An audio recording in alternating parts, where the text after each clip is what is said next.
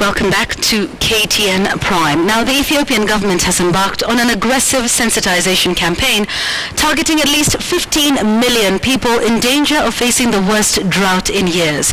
Ethiopian Prime Minister Hailemariam Desalegn is already in France for the Paris Climate Conference, during which is expected to rally the international community for support. Our reporter Zinzi Kibiku sat down with Ethiopian ambassador to Kenya, Dina Mufti Sid, to find out how Ethiopia plans to wrestle the upcoming drought. The United Nations has warned that more than 15 million people in Ethiopia will be in need of food aid by the beginning of 2016.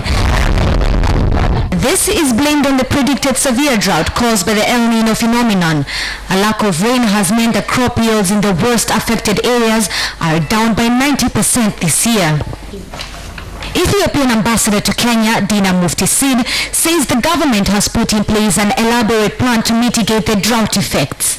There is quite varieties of measures that are in place to overcome whatever calamities that could come out of the El Nino, by way of mobilizing the resources in various forms.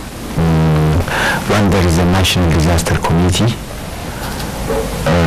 that deals with whatever disasters that comes, be it man-made or natural. And that committee is entitled to deal with all aspects of preventive mechanisms that you can deploy.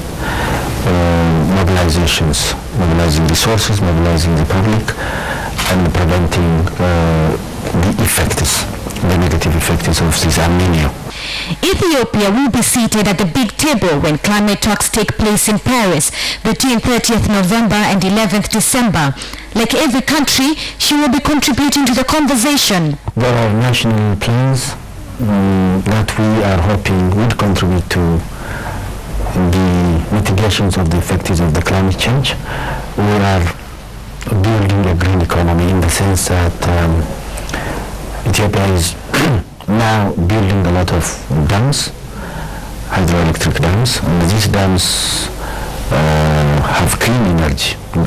They call it the clean energy that comes out of the dams and doesn't pollute the environment. The hardest hit areas are Ethiopia's eastern Afar. Even if food surpluses were available, the fertile areas in the highlands to the west, it is not clear if they could reach those in the east, causing food imbalance in Ethiopia. The railroad connecting the country from east to west, even the railroad connecting Ethiopia with Djibouti and other neighboring countries is underway, and that is where the progress is being seen. It's not only the railroad, the construction of the highways is also very much in progress. The countries are being networked and the communication is being facilitated. As I've said, this would help to bring food from the circular areas to areas where we lack food. In the early 1980s, the country was hit by extreme drought that spiraled into famine with maximum casualties in the Tigray region. Ambassador Sid believes the African government and Africans should do more about caring for its biodiversity.